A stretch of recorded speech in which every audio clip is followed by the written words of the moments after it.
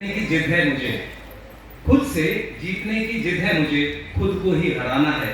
मैं भीड़ नहीं हूँ दुनिया की, मेरे अंदर एक जमाना है।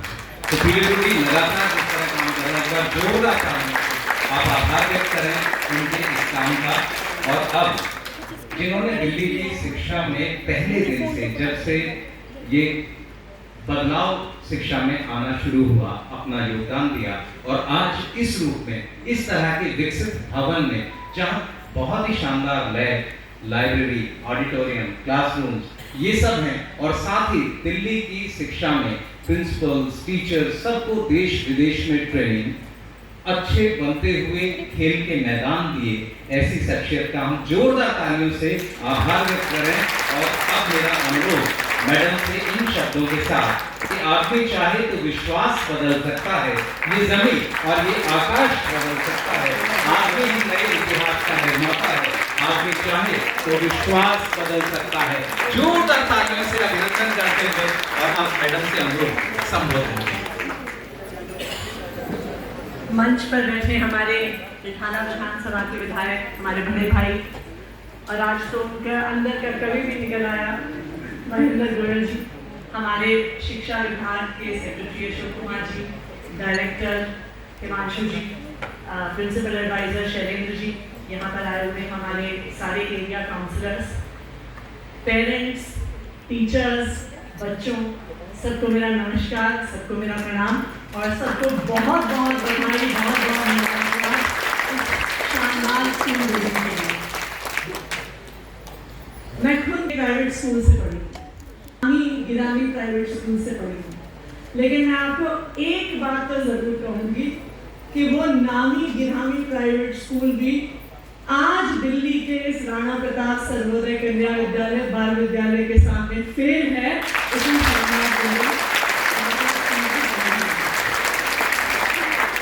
मैं सबसे पहले धन्यवाद करना चाहूंगी पीडब्ल्यूडी की पूरी टीम का, हमारे ईएनसी अनंत कुमार जी, चीफ इंजीनियर मलिक साहब, सुपरिटेंडेंट इंजीनियर राजपाल सिरदेन जी, हमारी एक्सीएन स्वाति जी जो हमेशा शानदार फर्निशिंग के साथ स्कूल्स को हमारे तैयार करते हैं। पीडब्ल्यूडी की टीम जो यहाँ पे मौजूद है, प्लीज एक बार स्टेज पे आ जाइए, जो भी पीडब्ल्यूडी से यहाँ पे सारी टीम मौजूद है।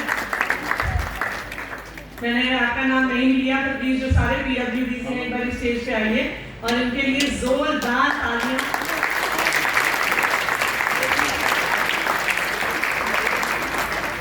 Thank you sir. क्योंकि देखिए, बिल्डिंग बनाना सिर्फ ईंट पत्थर का काम नहीं है। जितने दिल से, जितने मन से पीडब्ल्यूडी की टीम ने ये सारी बिल्डिंग बनाई है, वो इस बिल्डिंग के एक एक कमरे में, एक एक डेस्क में, एक एक कुर्सी टेबल जैसे पड़ी हुई है, उसमें झलकता है। पीडब्ल्यूडी की टीम का बहुत बहुत धन्यवाद, बहुत बहुत मुबारकबाद। हमारे देश में अक्सर ये कहा जाता है कि इंसान का भाग्य उसके हाथ की लकीरों में लिखा हुआ है, कि हम अपनी हाथ की लकीरों में लिखवा के आते हैं कि हमारा भविष्य कैसा होगा। और आप देखिए तो कहीं ना कहीं हमारे देश में ये सच भी है कि एक बच्चा अगर किसी अमीर परिवार में पैदा होता है, जहां पर उसके माता पिता के पास बड़े बड़े प्राइवेट स्कूलों की महंगी फीस देने के पैसे हैं, तो 3 साल की उम्र पर जब उस बच्चे का उस स्कूल में एडमिशन होता है तो उसका भविष्य वहीं से तय हो जाता है। वो अच्छे स्कूल में पढ़ेगा, अच्छे स्कूल से अच्छे कॉलेज में एडमिशन लेगा, उस अच्छे कॉलेज से निकलकर अपना कोई बढ़िया बिजनेस सेटअप करेगा, प्लेसमेंट से बड़ी बड़ी नौकरी लेकर जाएगा। लेकिन दूसरी ओर अगर कोई गरीब परिवार का बच्चा है, जहां पे माता पिता के पास महंगे महंगे प्राइवेट स्कूल की फीस देने के लिए पैसे नहीं है, तो वो मजबूरी में अपने बच्चे को सरकारी स्कूल में एडमिशन दिलवाते हैं। अगर आप देश भर का एजुकेशन का डेटा देखिए तो वो बताता है कि 50% से ज्यादा चांस है कि अगर बच्चे ने सरकारी स्कूल में एडमिशन लिया तो वो 12वीं की पढ़ाई करने से पहले ड्रॉप आउट कर जाएगा। अगर ड्रॉप आउट कर जाएगा तो फिर कहीं बाहर जाके एक छोटी नौकरी करेगा, हो सकता है किसी के घर में काम करे, किसी की दुकान में काम करे, मैकेनिक का काम करे, मैं ये नहीं कहती कि दुकान का काम करना, किसी के घर में काम करना, मैकेनिक का काम करना कोई कम है, लेकिन किसी भी बच्चे की मजबूरी नहीं होनी चाहिए कि उसको ये काम करना है। लेकिन यही हमारे देश की सच्चाई रही है कि गरीब का बच्चा गरीब और अमीर का बच्चा अमीर बनता है। लेकिन इसको बदलने के लिए कि हर गरीब से गरीब परिवार से आने वाले बच्चे को दुनिया की सबसे अच्छी शिक्षा का अवसर मिल सके, ये सपना 2015 में अरविंद केजरीवाल जी और मनीष सिसोदिया जी ने सपना देखा कि चाहे बच्चा अमीर परिवार से आता हो, चाहे बच्चा गरीब परिवार से आता हो, उसे देश की और दुनिया की बेहतरीन से बेहतरीन शिक्षा मिलनी चाहिए। और मुझे आज भी याद है कि 2015 में जब अरविंद केजरीवाल जी और मनीष सिसोदिया इस बात को कहते थे कि हम दिल्ली के सरकारी स्कूलों को प्राइवेट स्कूल से बेहतर करके दिखाएंगे, तो लोग हंसा करते थे। वो कहते थे जी बातें तो बहुत अच्छी हैं, लेकिन ये सपना पूरा भी हो सकता है क्या? और ये सवाल भी जायज था, क्योंकि जब आप स्कूलों में जाइए, जो अभी विधायक जी बता रहे थे, दिल्ली के तकरीबन सभी स्कूलों का ये हाल होता था कि आप स्कूल के अंदर घुसिए तो गेट से सबसे पहले टॉयलेट की बदबू आती थी, और जिस टॉयलेट से इतनी बदबू आ रही होती थी उसके बाहर कॉरिडोर में बच्चे बैठ के पढ़ रहे होते थे, क्योंकि स्कूलों में पर्याप्त क्लासरूम नहीं होते थे। आप क्लासरूम के अंदर जाइए तो अक्सर टीचर क्लासरूम से बाहर होते थे, खिड़कियां टूटी हुई होती थी, पंखे टूटे हुए होते थे, लाइटें टूटी हुई होती थी, बच्चों के बैठने के लिए टेबल चेयर नहीं होते थे। ये होते थे दिल्ली के सरकारी स्कूल। लेकिन मैं साधुवाद देना चाहूंगी दिल्ली के मुख्यमंत्री अरविंद केजरीवाल जी को और दिल्ली के शिक्षा क्रांति के जनक मनीष सिसोदिया जी को कि उन्होंने कहा कि दिल्ली के बच्चों की शिक्षा हमारी पहली प्राथमिकता है। और उन्होंने आपको कहा दिल्ली सरकार को देश की पहली ऐसी सरकार बनाया जो हर साल अपने बजट का 25% खर्चा शिक्षा पे करती है और 8 साल तक लगातार करते आई है। ये है अरविंद केजरीवाल जी। और ये सपना कि हर बच्चे को अच्छी शिक्षा मिले, ये सिर्फ एक सपना इसलिए नहीं है कि गरीब बच्चे को अच्छा मौका मिले, ये देश के लिए एक सपना है। अगर हम भारत को दुनिया का नंबर 1 देश बनाना चाहते हैं तो वो तभी संभव है जब हम इस देश के हर बच्चे को बेहतरीन से बेहतरीन शिक्षा का अवसर दें। आज जिन सब देशों को हम दुनिया में आगे मानते हैं, चाहे वो अमेरिका हो, चाहे वो इंग्लैंड हो, चाहे वो फ्रांस हो, जर्मनी हो, कनाडा हो, ये वही देश हैं जिन्होंने बेहतरीन से बेहतरीन सरकारी स्कूलों में अपने बच्चों को पढ़ाया है, बच्चों को शानदार शिक्षा दे सकते।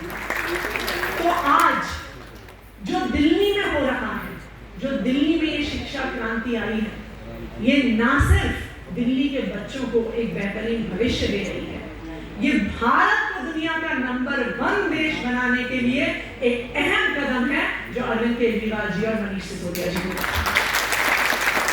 आज जो दिल्ली की शिक्षा क्रांति आई है, उस क्रांति ने ना सिर्फ हर बच्चे को, चाहे वो अमीर परिवार से आता हो, चाहे वो गरीब परिवार से आता हो, ना सिर्फ उसको सपने देखने का मौका दिया है, बल्कि उन सपनों को पूरा करने का मौका दिया है। आज सरकारी स्कूल में पढ़ने वाला बच्चा अगर उसे गाड़ियों में इंटरेस्ट है तो आज वो ये नहीं सोचता कि मैं गाड़ी की दुकान में मैकेनिक बनूंगा, आज वो ये सोचता है कि मैं मर्सिडीज बेंज में ऑटोमोबाइल इंजीनियर बनूंगा। ये सपना देने का अगर कोई बच्चा बिजनेस में इंटरेस्टेड है, वो ये नहीं सोचता कि मैं किसी की दुकान में जाके काम करूंगा। आज दिल्ली के सरकारी स्कूल में पढ़ने वाला बच्चा सोचता है कि मैं अपनी कंपनी बनाकर देश का नंबर 1 CEO बनूंगा। ये सपना दुनिया के सरकारी और यही नतीजे हमारे सरकारी स्कूलों के एग्जाम्स में, चाहे वो 12वीं के बोर्ड एग्जाम्स हो, जहां पिछले 6 साल से हर साल CBSE के बोर्ड एग्जाम्स में दिल्ली के सरकारी स्कूल देश भर के प्राइवेट स्कूलों से बेहतर रिजल्ट लेकर आ रहे हैं। ये नतीजे हैं। हम देख रहे हैं कि हर साल 1000 से ज्यादा बच्चे IIT JEE और नीट का एग्जाम क्लियर करके देश भर में सबसे बड़े बड़े इंजीनियरिंग कॉलेज में और मेडिकल कॉलेज में एडमिशन ले रहे हैं।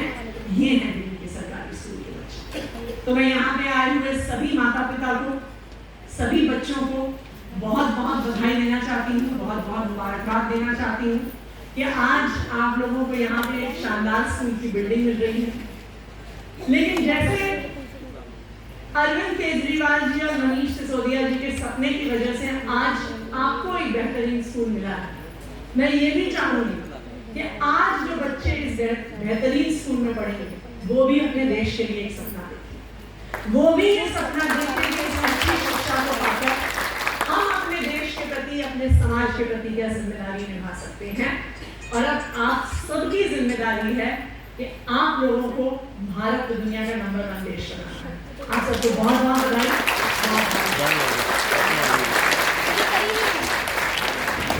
एक बार जोरदार तालियों से आप आभार व्यक्त करें मैडम का। निश्चित तौर पर जो सपना आपने देखा है और जो सपना आपने हम सब के बीच रखा है, हम सब मिलकर उसे पाने का प्रयास करेंगे। और अब इन शब्दों के साथ शिक्षा निदेशालय में कि कोशिश कर हल निकलेगा, आज नहीं तो कल निकलेगा, अर्जुन सा लक्ष्य रख निशाना लगा, मरुथल से भी जल निकलेगा। इन प्रयासों के साथ शिक्षा निदेशालय लगातार अपनी यात्रा जारी रखे हुए हैं। मेरा अनुरोध आदरणीय शिक्षा निदेशक महोदय से धन्यवाद ज्ञापन के लिए एक बार जोरदार तालियों से आइए।